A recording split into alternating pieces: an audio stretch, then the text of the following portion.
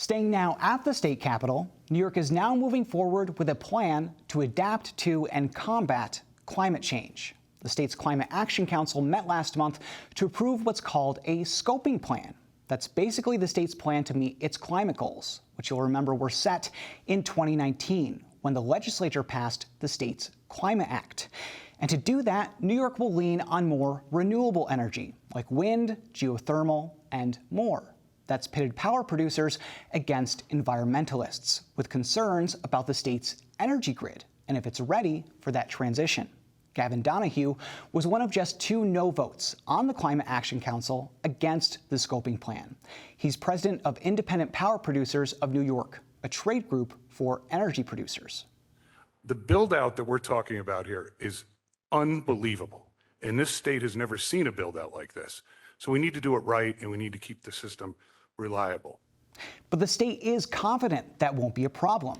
The scoping plan also includes recommendations for improving the state's energy grid and preparing it for the future. So to learn more about the scoping plan, we spoke with the co-chairs of the Climate Action Council, DEC Commissioner Basil Seggos and Doreen Harris, president of the state's Energy Research and Development Authority. Basil, Doreen, thank you so much for coming back. I appreciate it. Thanks, Dan. Good to be back. Of course. So I want to ask you first about the timeline of the scoping plan. So climate change is just so urgent, you know. So as we're looking at this plan to get to 100% renewable energy, net zero emissions, what's the timeline for that? How quickly can we get there? Right. Well, the law requires us to get to net zero by 2050. That seems like a long way off, but there are a number of important benchmarks between now and then that we have to hit 70% renewable by 2030. Right. That's just around the corner. And I think you'll hear that we are making good progress toward that. The law was ambitious when we signed it, right, back in 2019. We've been hard at work for now 2.5, 3 years putting the plan together. And as I think you heard from the governor during the State of the State, we are now rolling into implementation. So we're not missing a beat. And really importantly, I mean, NYSERDA chiefly, but other agencies of the state have been rolling out renewable power at an extraordinary rate for the last few years. Yeah, especially here, we have a lot going on in wind power and alternative energies. That's great. Doreen, I want to ask you about something we talked about last time you were here. You surprised me then when you told me that our biggest source of emissions is buildings in New York, because I would think it would be the transportation sector. So this plan includes a strategy to get our buildings more efficient, less emissions. How do we get there?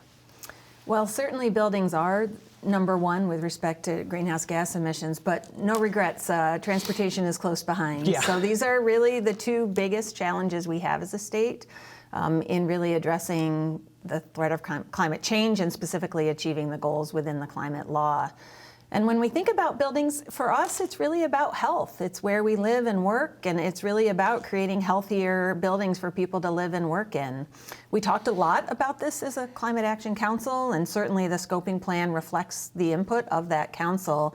And specifically, the governor has set forth in her State of the State address real initiatives to act on this challenge, and specifically with respect to new construction. Right. She's advanced a proposal to advance zero-emission new construction in low-rise buildings by 2025 and higher-rise buildings by 2028. So that's soon, but not too soon. We can certainly plan around that. And then with respect to existing buildings, we're really looking at the equipment within those buildings, and specifically heating equipment. And for our heating equipment, we're looking to advance zero-emission heating equipment in 2030 for low-rise and 2035 for high-rise, really capturing these the heating equipment when it needs to be changed out. So when we're talking about buildings and small buildings, we're also talking about residential buildings, homes. If I'm somebody who owns their home right now, will I have to make any changes? No.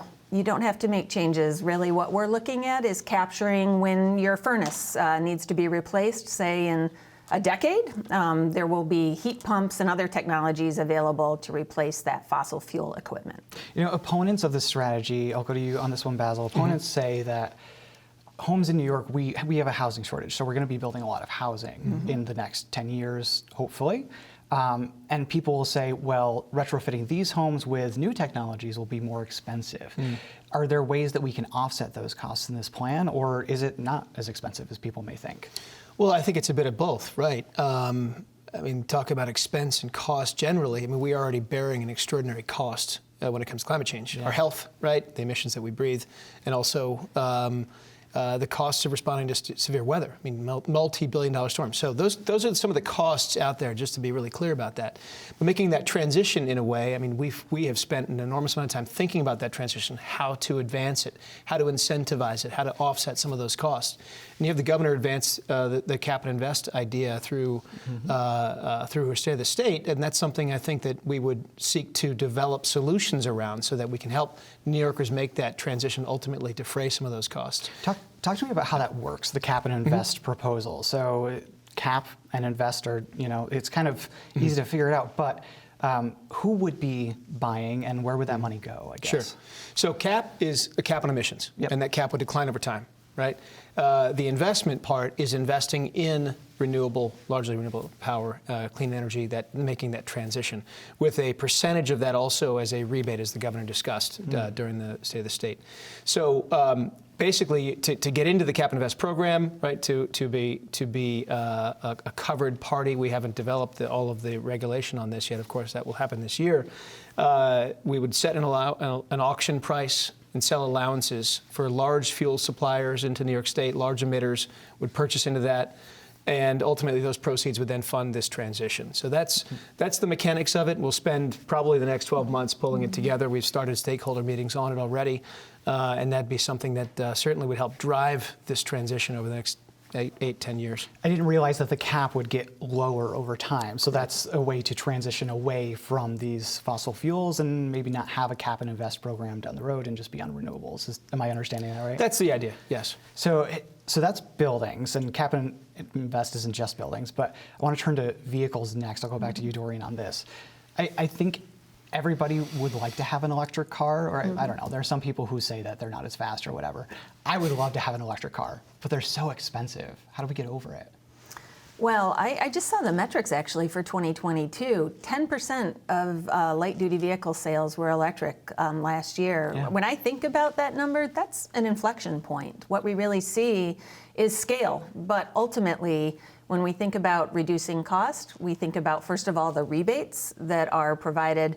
The federal government has really stepped up between the federal and state rebates. We're approaching $10,000 a vehicle. Wow. At this point. But then when we see 10% turn to 20, 30, 40, that's where we get to scale and we get to the cost reductions we're really looking for. And that's the combination that will bring that electric vehicle into your future and, of course, across New York. And Dan, I can tell you, I mean, I'm fortunate to have one right now. Yeah. I look at the app that tells me what I'm saving on gas. It's about $2,000 this year alone. It's really incredible. I know, that's what I want. First of all, I want to save money on gas. Yeah. Second of all, I go to the mechanic, and it just seems like an electric car would be easier for them to fix. No I don't know. brakes. I can't tell you that. No fuel idea. filters, right? No oil changes, really. I mean, the thing you have to watch are the tires because, in fact, they are a little bit faster than your average vehicle. Are they really? Yeah.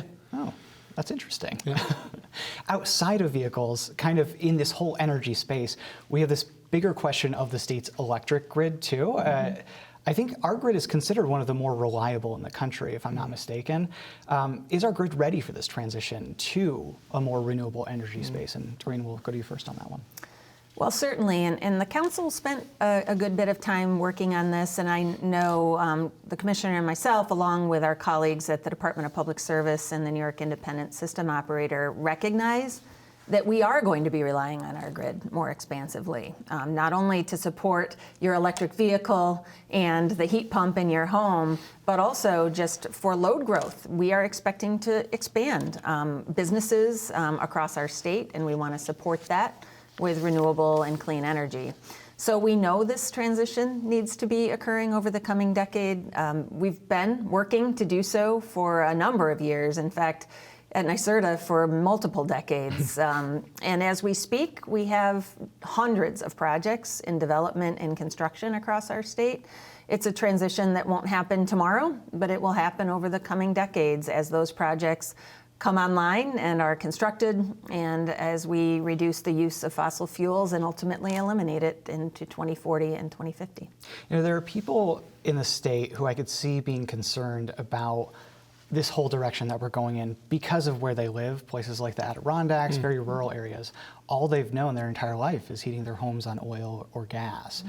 So when they hear they may have to transition to a new energy, something like that. It might give them pause. Will it cost more? Will it be there if I have an outage and something like that? Doreen, I'll go to you first on this one. What do you say to those people? Well, I was actually up in the North Country last week for the university games, and while I was there, I actually met with a number of heat pump installers in the North Country when I was in Saranac Lake. And it is true, it's a different climate in the North Country, not all that different than the climate in Northern Europe, where they actually have heavily electrified their heating sources. So it can be done. It is the case that one needs to both weatherize one's home, so it needs to be very efficient.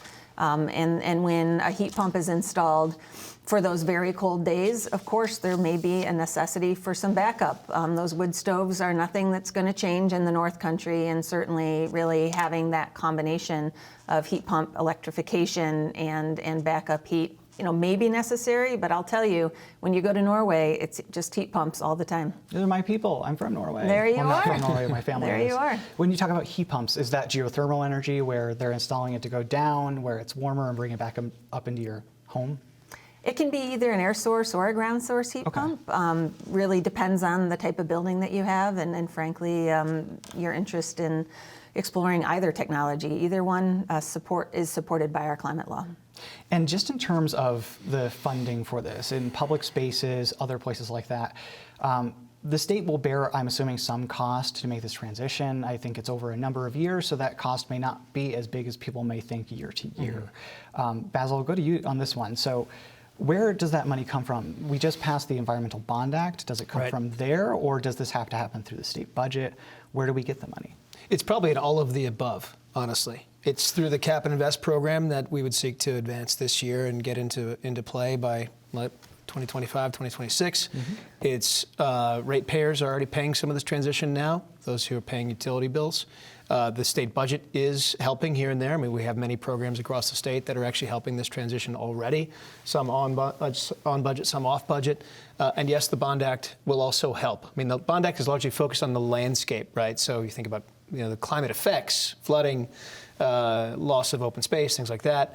Yes, that's where we'd seek to put the bulk of that money. But there is an important pot of money in the Bond Act for this transition. Greening schools, making them more energy efficient, electric buses, making that transition more noteworthy and accelerated. So the Bond Act will be helpful. Really, it is an all-the-above approach, and ultimately we're looking to keep costs down or help New Yorkers, in fact, meet the challenge of energy these days, which is extraordinarily expensive. Yeah, I think people get scared, especially in this moment with inflation and energy costs being up. People get scared when we talk about transitioning into new energies. But as we've seen in New York, we are doing very big things in wind. We have new solar projects all the time, new renewable energies. So I'm just fascinated by the scoping plan. I think it's an incredibly huge document with a lot of details that we couldn't hash out here for these 12 minutes, unfortunately. But thank you both so much for talking about it. Basil Sagos from the Department of Environmental Conservation, Doreen Harris from NYSERDA. Thank you both so much. Thanks, Dan. Thank you. Good to be here.